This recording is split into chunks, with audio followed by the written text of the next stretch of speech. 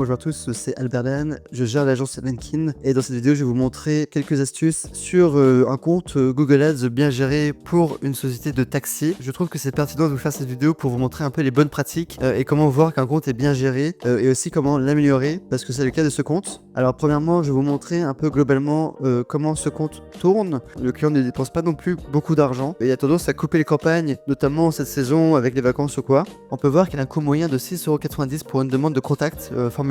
C'est un peu élevé quand même, on pourra essayer d'aller chercher des chiffres un peu plus bas, mais en tout cas pour ce client, il se trouve très bien financièrement parce qu'il arrive à fidéliser ses clients. Et quand bien même il arrive à faire du x2, x3, au bout de 2-3 mois, il arrive quand même à monter à du x5, x6. Donc il arrive quand même à faire grossir son panier moyen avec ses clients acquis précédemment, ce qui permet vraiment d'avoir une stratégie assez agressive et de comprendre que bon bah voilà, c'est pas parce qu'on dépense sur une journée 100 € et qu'il n'y en a que 2-3 contacts que bah voilà, ces 2-3 contacts en fait ils vont pas revenir plus tard ou ils vont pas permettre d'avoir un panier plus gros. C'est des notions assez importantes en marketing. Il faut essayer de fidéliser les clients, voir sur long terme et surtout avoir une bonne offre, sinon on peut pas faire de pub. Maintenant, au niveau des campagnes, je vais vous montrer un peu les campagnes, comment elles sont structurées. Donc voilà les campagnes.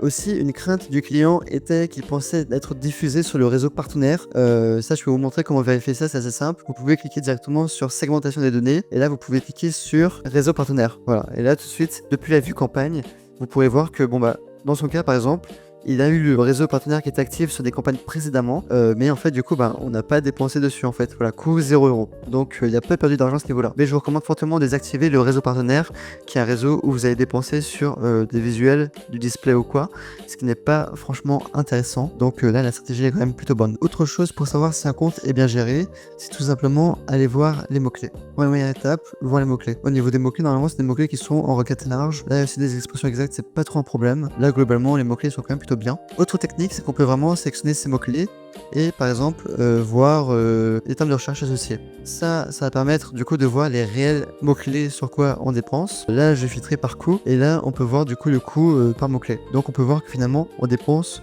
vraiment sur des mots-clés qui sont hyper pertinents. Ça c'est vraiment la première raison où vous allez perdre de l'argent, c'est mettre en place un mauvais ciblage. Dans mon cas je propose des listes de mots-clés négatifs, même spécialement pour les taxis en fait, où j'ai établi des listes de mots-clés négatifs que vous pouvez copier et utiliser. Je propose cette liste gratuitement en fait, hein. Vous avez qu'à rejoindre mon Discord dans la description, la télécharger ou me contacter sur mon site alberdan.com ou sur mon site d'agence Lankin et on vous l'envoie gratuitement. Il n'y a pas vraiment de secret, de toute manière vous avez la photo là, vous pouvez même copier. Et il y a aussi pas mal d'autres mots-clés ici qui sont plus larges que je mets toujours. Donc voilà, mettre des mots-clés négatifs, ça va influencer les termes de recherche et ça va permettre de la rendre un peu plus qualitatif. Donc ça c'est quelque chose d'important.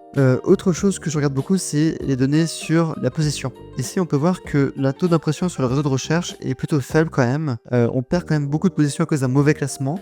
Et en fait c'est dû à quoi? C'est tout simplement à cause d'une mauvaise expérience de la page de destination. En gros c'est à cause que la landing page n'est pas bonne. Comment y remédier? Ce que je vous recommande c'est de lancer des A/B tests sur votre campagne. Moi je peux vous aider pour faire ça. Je propose un accompagnement sur Google Ads à un prix hyper compétitif. Vraiment je fais partie de moins cher sur le marché ou quoi, et sans engagement ou quoi. Je peux vous faire un audit et ensuite vous proposer une stratégie. Dans son cas de figure à ce client-là, ici qu'est-ce qu'on a? C'est qu'on a l'expérience de la page de destination qui est plutôt moyenne. Ça veut dire que le site Google juge qu'il n'est pas assez qualitatif. Donc c'est une première information. Autre information qu'on a, c'est la pertinence de l'annonce. Là on peut voir que l'annonce est hyper pertinente par rapport aux mots-clés qu'on cible. Et ici on peut voir que le CTA attendu est aussi excellent. Donc ça c'est quelque chose qui est quand même plutôt cool. Donc ça prouve que l'annonce est quand même très bien. On retrouve des données similaires notamment au niveau de la vue des campagnes. On a d'autres informations. Là aussi autre chose que je regarde, c'est le taux de clic incorrect. Pour afficher ces données qui sont personnalisées, il faut cliquer sur colonne et là vous pouvez modifier les colonnes et personnaliser un peu les différentes données que vous allez afficher pour avoir les données qui vous intéressent. Moi j'aime bien mettre en avant le taux de clic incorrect. Ça permet de mesurer un peu les clics frauduleux que Google détecte, qui sont des clics générés par des robots, par des concurrents mal intentionnés, et c'est souvent une donnée qui est sous-évaluée. Donc là on peut voir qu'il y a quand même 22% de clics incorrects, c'est quand même énorme, et donc ça peut être intéressant d'essayer de chercher d'améliorer tout ça. Le CPC moyen aussi est plutôt pas mal, on a un CPC moyen de 1 €, c'est plutôt faible, c'est plutôt bien. En moyenne on est plutôt autour de 2-3 € de CPC, hein, ça augmente très vite, et en plus ça joue à pas grand chose, hein. J'ai fait des tests avec plusieurs comptes Google Ads sur la même thématique, j'ai fait des documents d'ailleurs, des études dans ce sens, et en fait il suffit des fois qu'un seul concurrent rejoigne la partie sur ce mot-clé, et bim, ça fait doubler le coût par clic. Donc 1 € de coût par clic en moyenne, honnêtement c'est plutôt pas mal. Autre chose qui peut être intéressant de regarder, on va laisser CTR, très bien, c'est au niveau des mots-clés en fait, tout simplement. Là je vais sur toutes les campagnes, je vais directement au niveau des mots-clés, et là du coup j'ai pas mal de mots-clés qui apparaissent. C'est du coup le niveau de qualité. Le niveau de qualité, c'est une donnée qui prend en compte du coup le mot-clé qu'on cible, la landing page et l'annonce. Voilà, il faut que vraiment le mot-clé, l'annonce et la landing page soient parfaitement alignés. Plus vous aurez un niveau de qualité élevé et plus vous serez récompensé avec Google entre guillemets avec un CPC plus faible. Ici on peut voir qu'on a un niveau de qualité plutôt faible et pour l'améliorer en fait ce serait tout simplement de revoir la landing page, notamment de regarder du coup les données précédentes que je vous ai montrées, donc l'expérience de la page de destination, le CTR attendu et la moyenne de taux de clic. Et on se rend compte que l'annonce elle est très bien, elle est très pertinente par rapport aux mots-clés et c'est juste la landing page qui ne suit pas.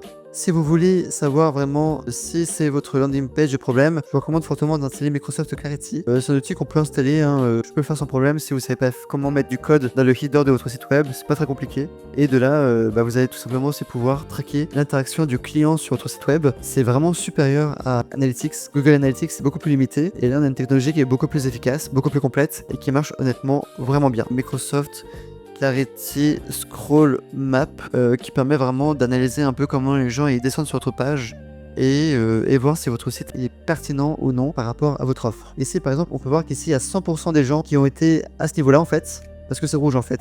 Quand c'est rouge ça veut dire qu'il y a 100% des gens et là on peut se rendre compte que ici on passe à 50%. Alors vous avez une landing page un peu longue. Quand ici il y a 100% du monde et que là on passe uniquement à 50%, et ça veut dire qu'il y a un problème entre les deux en fait. Dans cette zone, dans ce bloc il y a un problème. Donc moi en voyant ces données j'aurais tendance à retravailler ce texte qui a priori tue un peu le scroll vu que les gens ne vont pas tout en bas, ils n'ont pas toutes les informations et c'est embêtant. Par exemple, si vous mettez les prix tout en bas et que vous mettez cet outil, vous pouvez voir qu'en fait, une partie du trafic, vous le perdez et vous voyez pas vos prix. Donc ça, c'est un outil qui est pas mal et qui vous permet du coup d'économiser d'argent et d'améliorer un peu vos campagnes. Voilà à peu près pour ces campagnes, en fait. Il y a plusieurs stratégies aussi qu'on peut tester, qu'on va mettre en place pour ce client. Par exemple, un ciblage dans une périphérie plus ou moins proche. Donc d'abord, jouer sur les zones géographiques plus restreintes, 2 km, 20 km. Voilà, souvent quand on cible des gens plus proches, on aura un meilleur taux de conversion. Et aussi par rapport au clic frauduleux, malheureusement, on n'a pas vraiment de technique pour corriger ça, à part faire des tests de campagne au niveau des stratégies d'enchères. Les outils comme ClickSees sont des arnaques qui ne fonctionnent absolument pas. Et en fait, c'est du n'importe quoi. Cet outil, c'est du rend n'importe quoi. C'est des scammers en fait. En fait, ils prennent votre argent, mais ils peuvent pas vous faire rembourser quoi que ce soit. Et en plus, ils peuvent bloquer que 500 IP. Alors sur les milliards d'IP qui existent, c'est n'importe quoi qui bloque uniquement 500 IP. Ça va rien changer pour vous. C'était tout pour cette petite vidéo. J'espère que ça vous a plu. Si vous souhaitez un accompagnement, une formation ou quoi que ce soit sur du Google Ads, ou même un accompagnement ou rentrer en contact avec moi, c'est très simple. Vous aurez mes informations de contact en bas de la vidéo. Si vous souhaitez plus de vidéos comme celle-ci, n'hésitez pas à me le dire. Vraiment, les commentaires sont les bienvenus, les abonnements aussi. C'est des données assez importantes que je mesure et qui jouent sur le contenu que je produis. Donc voilà, merci et à très vite.